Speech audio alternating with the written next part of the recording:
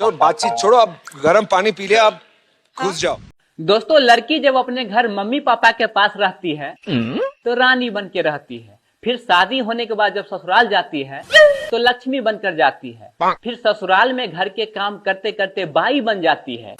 इस प्रकार से लड़की रानी लक्ष्मी बाई बन जाती है। फिर बिना तलवार के अपने पति को इतना परेशान करती है, इतना परेशान करती है कि बेचारा उसका पति अंग्रेज न होते हुए भी शराब अंग्रेजी लेना शुरू कर देता है। दोस्तों, मैंने अपनी खूबसूरत पत्नी के लिए खूबसूरत शायरी लिखा हूँ। तुम मेरी नस नस में हो, बस बस में नहीं। दोस्तों, जिस प्रकार से बिल्ली अपने बच्चों को रहने के घर बदलते रहती है, ठीक उसी प्रकार से कोई महिला को अगर शराबी पति मिल जाए तो बेचारी अपने पैसों के रखने के जगह बदलते रहती है।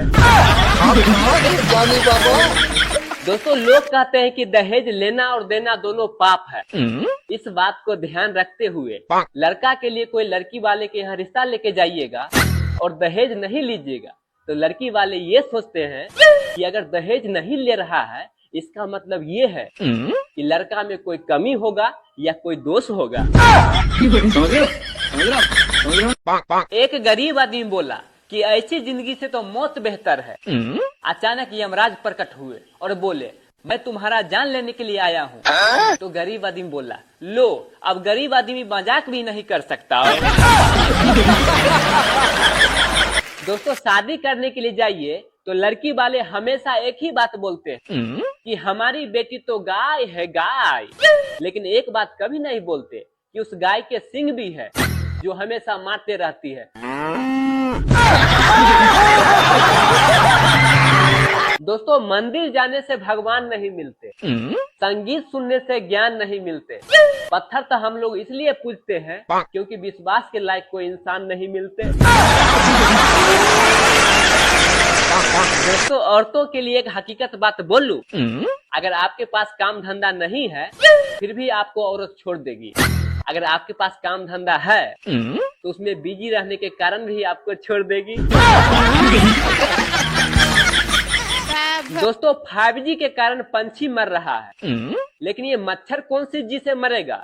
साला ये मच्छर पे कोई भी रेडिएशन काम ही नहीं करता है। दोस्तों, आप लोगों ने यह नारा जरूर सुने होइएगा कि देश के जनता को जागना होगा, जागो ग्राहक जागो, जो सोया सो खोया और जो जागा सो पाया। तो दोस्तों, मैं ये कहना चाहता हूँ कि एग्जैक्टली कोई बताता ही नहीं है कि आखिर कितने बजे जागना होगा। दोस्तों, भगवान महादेव नशा करते हैं तो औरतें उन्हें पूजती है, वहीं अगर पति देव नशा करे तो औरतें उसे कूटती है।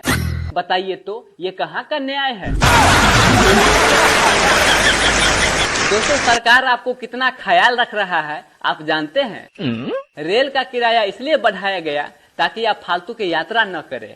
पेट्रोल का दाम इसलिए बढ़ाया गया ताकि आप मोटरसाइकिल छोड़ के साइकिल चलाए ताकि आपका सेहत बना रहे। चीनी का कीमत इसलिए बढ़ाया गया ताकि आप कम खाए और डायबिटीज से दूर रहे। यानी कि आपका ख्याल आपके बीबी से ज्यादा रख रहे हैं, फिर भी आप कहते हैं कि हमारी सरकार तो एक नंबर का निकम्मा है।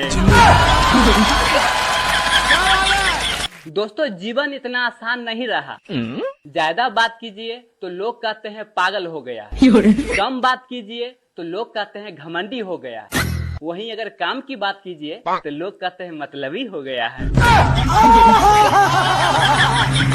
दोस्तों, एक लड़का बहुत तेज तरक्का था।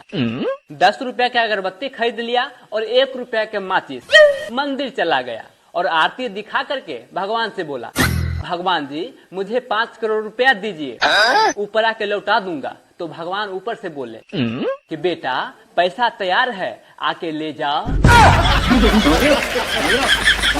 दोस्तों, हम लोगों का पीढ़ी इस गोला पर भूकंप, नोटबंदी, कोरोना, लॉकडाउन, रामलला का मंदिर और 144 साल बाद आने वाला महाकुंभ सब चीज देख चुके हैं। बस वो पीके वाला रिमोट कंट्रोलवा मिल जाए ताकि हम लोग दूसरे गोला पर जा सके।